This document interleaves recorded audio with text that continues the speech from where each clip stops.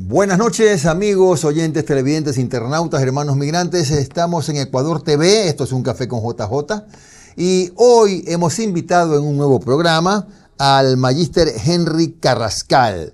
Él es docente de la carrera de Comunicación Social de la FACSO, periodista profesional, abogado de los tribunales y juzgados de la República, magíster en Ciencias Internacionales y Diplomacia, sin duda un hombre muy preparado y un querido amigo de esta casa. ¿Qué tal, Henry? ¿Cómo está? Mi querido Jimmy, como siempre, muy agradecido por la invitación a este programa prestigioso, pues, y recientemente puesto al aire, pues, ¿no? Claro. También una cadena, pues, de mucha acogida como Ecuador TV. Saludos a tus televidentes. Muchas gracias. Comencemos esta noche, Henry, a hablar del saldo, digamos, del paro. ¿Qué lección nos deja el paro que ya prácticamente hoy ya se da por descontado que terminó?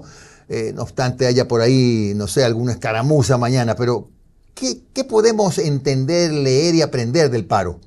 Mira, aquí hubo una concurrencia de delitos graves como esto de obstruir las vías públicas expresamente tipificado en el COIP, de impedir que servicios básicos funcionen, ¿no? Entonces, no solamente una concurrencia de delitos, sino también una connotación de profunda insensibilidad.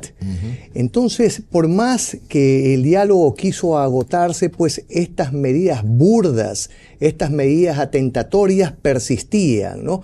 Enhorabuena que se haya ya finalizado o se esté debilitando esto, porque no tenía acogida. Mira, una protesta para que realmente tenga esencia, tenga identidad, debe tener acogida popular.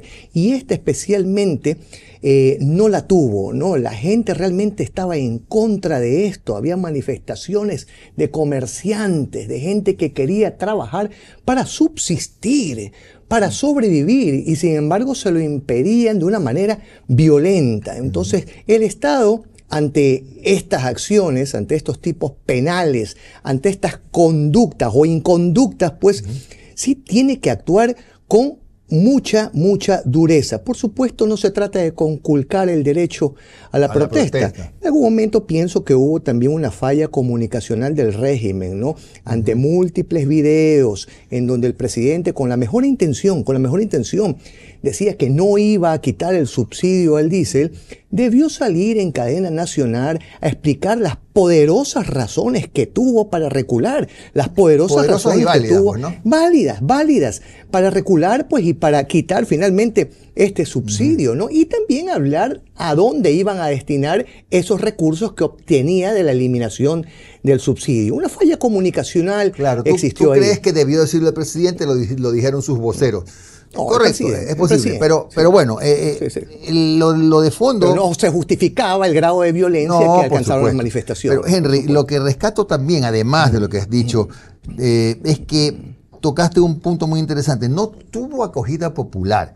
Sí. Quizá porque, entre otras cosas, escuchábamos hablar al señor Vargas, entre otros, que planteaba aspiraciones absolutamente imposibles de negociar. O sea, dar el retro al decreto, imposible. Sueldo mínimo de $650, que el día que lo dijo me parece que se le ocurrió en ese momento, imposible.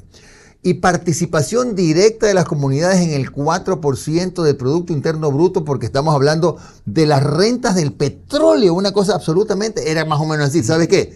Te propongo esto, para no hablar. Entonces, esa fue posiblemente una tara, un freno que tuvo el diálogo, que no pudo fluir, ¿no? Completamente de acuerdo, ¿no? Ya esto sonaba a caprichos, a imposiciones, y a partir de ahí pues se desnaturaliza la protesta, ¿no? La protesta que pudo haber tenido algún asidero, se avecina algún grado inflacionario a raíz de la eliminación del subsidio al diésel. Sin embargo, el régimen tomó medidas precisas como para que esta eliminación del subsidio no golpee a las masas populares, ¿no?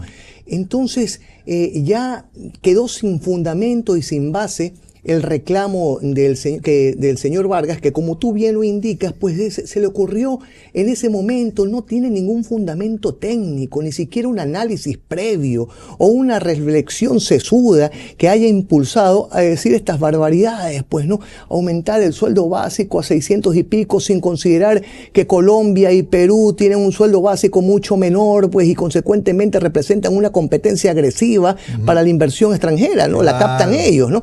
Entonces, no es de lanzar propuestas y ofertas absolutamente demagógicas y sobre todo que tienen un solo propósito: presionar con sabor a chantaje al régimen. Claro.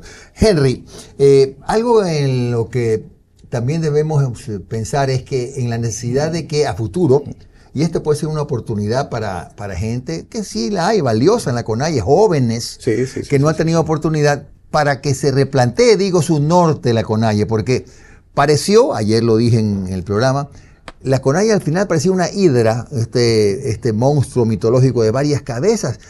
¿Con quién hablas? Pues, había algunos mandos medios, algunos directores provinciales de la CONAIE, directivos, y un poquito más arriba con los que no se podía hablar. Entonces, la CONAIE ha quedado dividida. Es posible que esta sea una oportunidad para que haya una dirigencia más sesuda, más abierta al diálogo, más ajustada a los nuevos tiempos, ¿no? Más ajustada a sus propias realidades. Mira, no podemos promover ni de lejos pues la xenofobia, también estas posturas que terminan ofendiendo a nuestros indígenas, ¿no? Porque como tú bien señalas, hay indígenas que han optado por una gran evolución, ¿no? Que manteniendo su identidad cultural potente, sin embargo se han acoplado a los tiempos. Mira, donde nosotros no tenemos misiones diplomáticas, están llegando los otavaleños, por ejemplo, ¿no? A lugares recónditos del mundo, con sus textiles muy cotizados, muy acogidos en todas partes del orbe, ¿no? Entonces tú ves hermanos indígenas que se están industrializando, que están emprendiendo, que aprenden varios idiomas, que se culturizan, que se educan, ¿no? Entonces, por supuesto que hay que apoyar todas esas iniciativas, ¿correcto? Y hay que entender a esa nueva juventud de hermanos indígenas que quieren remozar justamente estos movimientos, ¿no? En algún momento hay que darle la oportunidad también a ellos. Puede constituirse definitivamente en un puente de diálogo posiblemente mucho menos difícil que con los dirigentes tradicionales, ¿verdad? Mira, Jimmy, yo ayer justamente a mis estudiantes del posgrado de Derecho les enseñaba sobre la Constitución de Estados Unidos, que es la más antigua y vigente. Y única. Y vigente, ¿no? En 1787. Cómo ese país, a pesar de la diversidad, ha podido ponerse de acuerdo, ¿no? Y se ha constituido una gran potencia.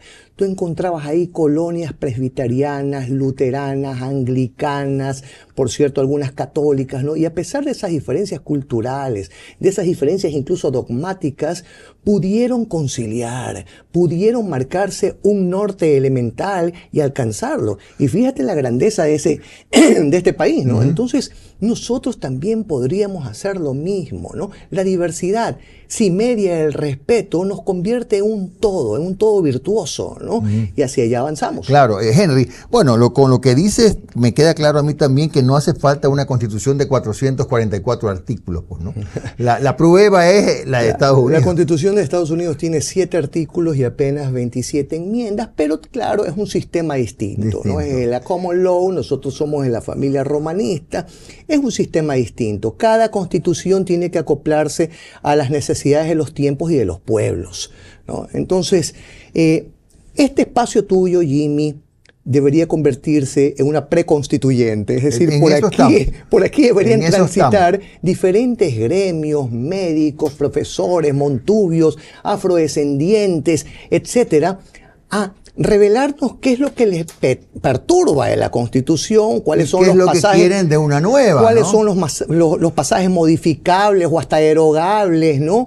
Perfectibles, y qué es lo que quisieran eventualmente de una nueva, ¿no? Falta todavía que se ahonde la discusión En lo personal, a mí falta que me convenzan, ¿no? O sea, Claro, todavía lógico. necesito elementos de convicción para decir, bueno, sí necesitamos Unos una más, otros constitución, menos, pero claro porque que todo sí. este sacrificio enorme al que se va a ver abocado el país, ¿no? Financiero y de tantos otros recursos, solamente debe tener un propósito, el ofrecernos un mejor producto constitucional que el actual. De acuerdo. Bueno, pero para citar un par de ejemplos, Henry, ¿cómo podemos estar contentos, por ejemplo, con la inversión extranjera, que aquí es mínima, si tenemos una constitución que la amarra, la ata? Por ejemplo, en el tema petrolero puede haber inversión de afuera, pero todo se deriva finalmente en Petroecuador. Petroecuador es el que revisa y le paga cuando el Ministerio de Economía le pague. ¿Quién invierte así? Y otra cosa, Henry, no hay arbitraje internacional y mucha gente que invierte no confía pues en otro arbitraje que no sea el internacional, pues. Bueno, la polarización del país ha llevado también que esa polarización se ensaye dentro de la Asamblea y la ha incapacitado para poder enmendarla o reformarla. La enmienda, pues, es una reforma correctiva y también le provee la misma Constitución la capacidad de reformarla, ¿no? Sin este cambio traumático al que nos vamos a ver abocados. Porque, Jimmy, sí hay que advertirle a la ciudadanía que de todas maneras una nueva Constitución no es solamente un nuevo producto normativo, ¿no? Representa también un cambio traumático para todo el andamiaje jurídico del país. Se tienen que producir nuevas leyes, se tienen que derogar otras, se tienen que reformar algunas, ¿no? Es un cambio traumático. Entonces, la Asamblea sí nos queda debiendo históricamente la posibilidad de haber podido enmendar o reformar y evitarla, evitar todo este desangre financiero al que nos vamos a ver abocado también, pues, y posiblemente la colisión política de criterios, porque esa asamblea va a ser bueno, eso se va a dar porque en este país el fútbol y la política nos distraen mucho. Vamos a hacer una pausa, Henry, regresaremos a hablar de un tema en el que poco hemos abundado todavía en el programa. Las bases militares, tanto se comenta, es una de las preguntas de la consulta. Con gusto. Vamos a hablar de las bases militares, convienen o no convienen, son buenas o no son buenas, para qué sirven, etcétera. Ya regresamos.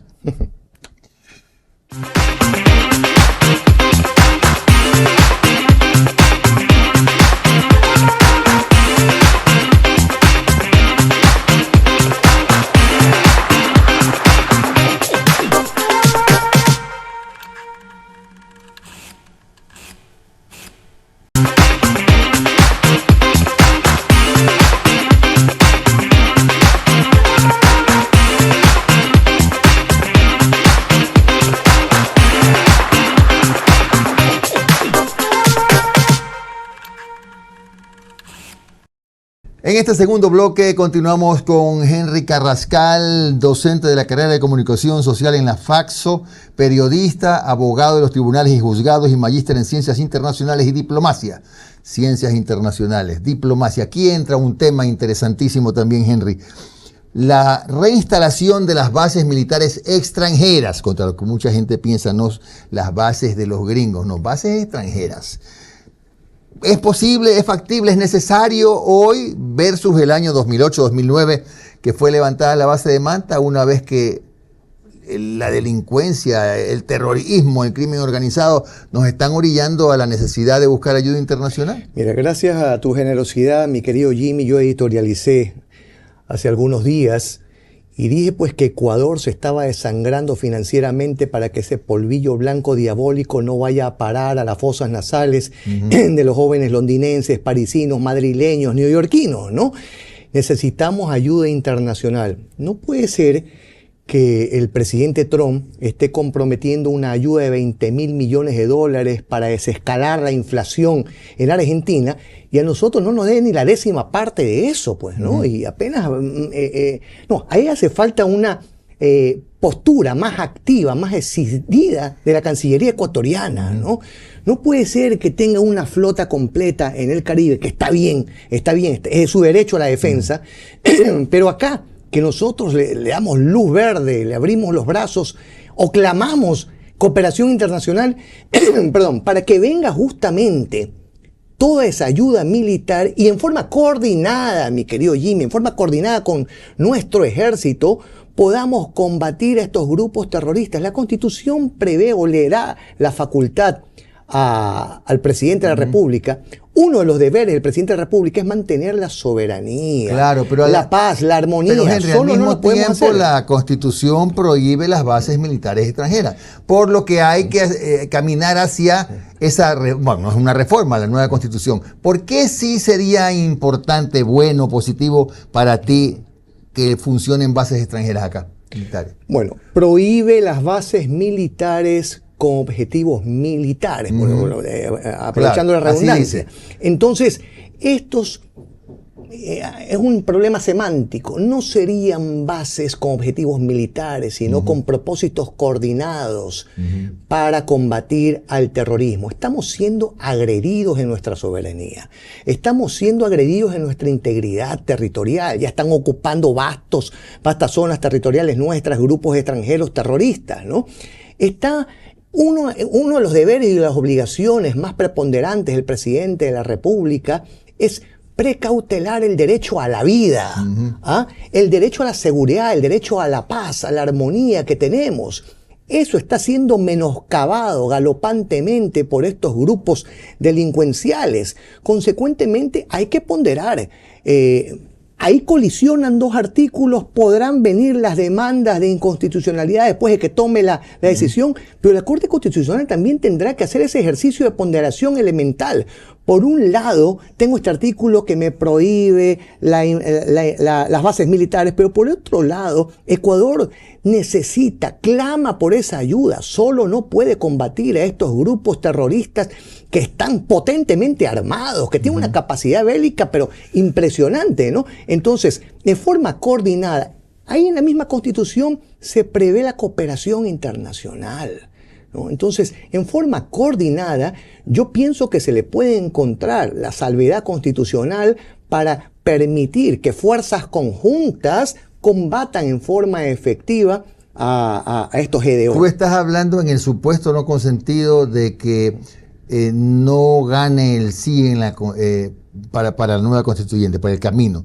Porque en este rato, si estamos hablando de una reforma, sería solo en ese evento, porque si ya es una nueva constitución, ya la Corte Constitucional, si es que sigue, tendrá que estar mirando las estrellas hasta ver...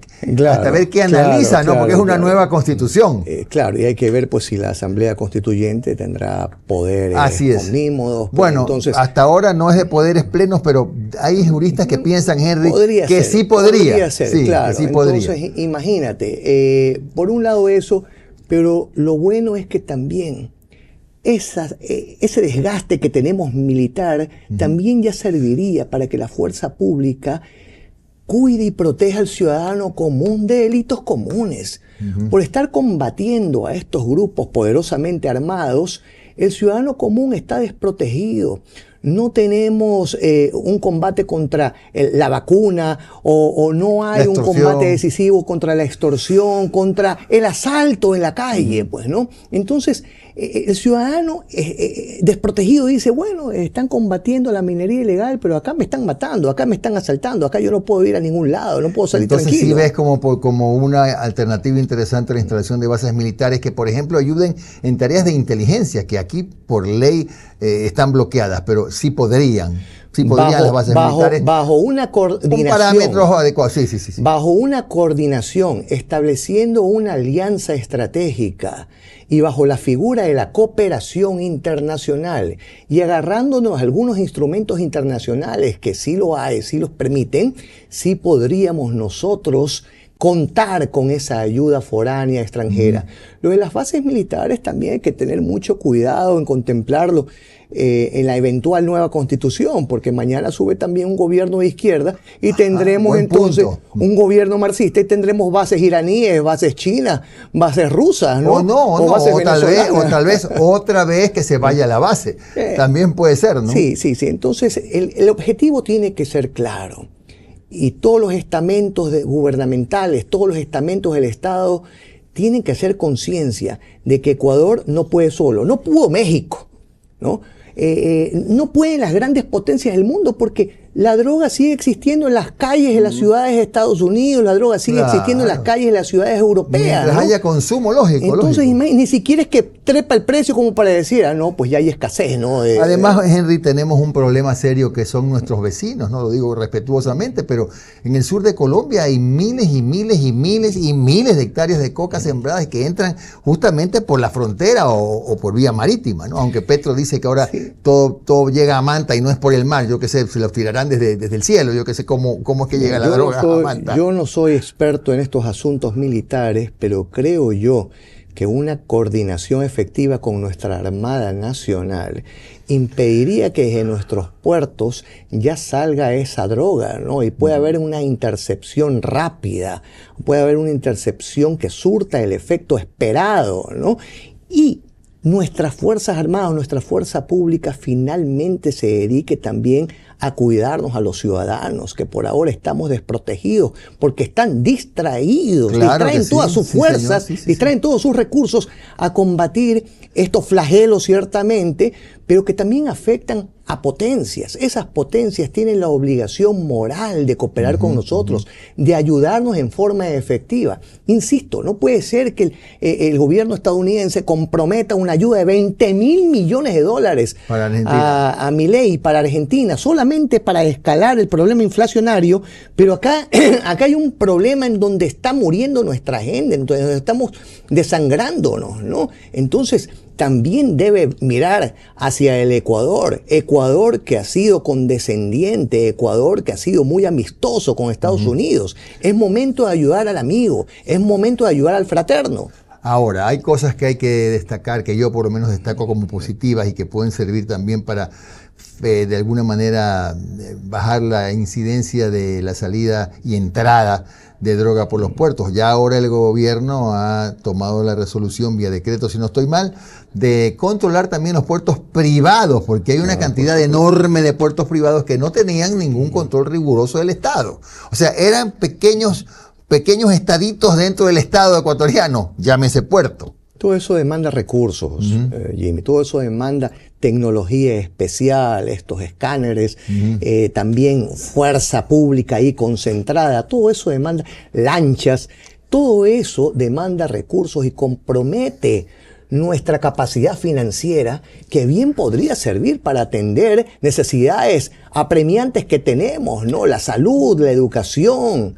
Entonces, te insisto, la cooperación internacional debe ser un clamor del régimen, del gobierno, y ahí sí exhorto a la Cancillería que tenga mayor decisión para exigir esa cooperación, esa ayuda internacional. Somos un país económicamente débil, con mucha dignidad, pero económicamente débil. No podemos seguir afrontando a carteles que tienen un poderío económico y consecuentemente bélico que en ocasiones nos puede estar superando. Claro, a lo que tú apuntas es que el gobierno, por ejemplo, revise cuáles son los países que consumen en mayor grado lo que desgraciadamente sale del Ecuador, que es un país de tránsito, la droga ecuatoriana, y toque las puertas de esos, ya hablamos de Estados Unidos, claro, toque las puertas de esos otros países para que nos ayuden a combatir justamente eso.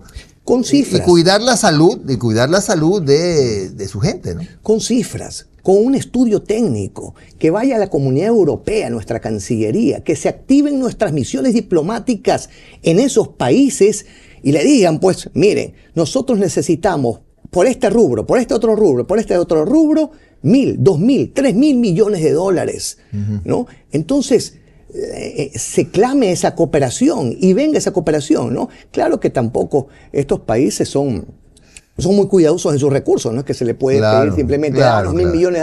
No, tienes que justificarlos y soportarlos bien en un estudio técnico cuyos especialistas para hacerlo sí los tenemos en nuestras Fuerzas Armadas, en nuestra fuerza policial, ¿no? Entonces, en la propia diplomacia. En la propia diplomacia. Henry, ¿qué opinas tú de la ciudadanía universal? Tú sabes que esa figura, si no estoy mal, está en la Constitución, ¿no? Y es la que en alguna medida ha permitido que mucha gente de antecedentes dudosos haya ingresado a este país y hoy día no solo estén sobrepoblando el Ecuador y presionando por espacios de trabajo, sino también delinquiendo. El espíritu inicial de la norma pudo haber sido positivo, ¿no? Nadie pudo prever que iba a existir esta ola migratoria tan nociva, ¿no? Que nos iba a provocar tanto daño, ¿no? Bueno, la ciudadanía universal es para que no se discrimine ni se estigmatice pues al migrante, ¿correcto? Perfecto, inicialmente. Pero, como te dije, la norma tiene que acoplarse a la necesidad de los pueblos. Y en ese momento ver que la ciudadanía universal nos estaba generando un gran problema por esta migración nociva, esta migración peligrosa que entraba a nuestro país para provocar un daño severo a la sociedad, pues en ese momento la Asamblea y todos los estamentos de gobierno tuvieron que haberse activado para decir, ¿sabes qué? Por la necesidad imperiosa de nuestra nación, perdón, de nuestro Estado, nosotros tenemos que limitar o modular el concepto de ciudadanía. Claro, Henry, y ya para ir aterrizando en el final, ¿qué opinas tú qué hacemos, mejor dicho, para que los mejores, tenemos un par de minutos nada más, para que los mejores hombres y mujeres que puedan ayudar a elaborar una nueva constitución efectivamente lleguen y que sean, no sé, pues, los asambleístas constituyentes y podamos tener una buena constitución? Yo no tengo nada contra los jóvenes, mis hijos son jovencitos, pero no pueden ir jóvenes de 18 años, 19 años recién graduados a hacer una constitución. Gran responsabilidad de los partidos políticos, digo yo. Mira, Jimmy, 2 minutos tenemos. La materia prima de todo gobernante es la sociedad. Nuestra sociedad también está enferma. ¿Ah? Tú ves a cada momento gente motorizada que se cruza la señalética más grave de tránsito, que es la luz roja, ¿no? Ves cómo el engaño para usufructuar la mentira se ha instalado en buena parte de la sociedad.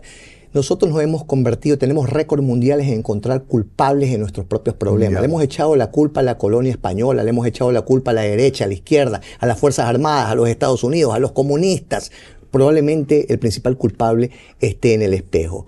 Una persona honesta que quiera postularse para ir a contribuir, a tributar con sus ideas, con buena iniciativa, a la Asamblea Constituyente, lo pensará 2 veces, porque sabe que esa sociedad está presta a lincharlo a la semana, ¿no? Entonces, hay que también involucrar a la sociedad, pero para que reflexione, para que haga un ejercicio de análisis profundo y no solamente priorice la diatriba, la ofensa, ¿no?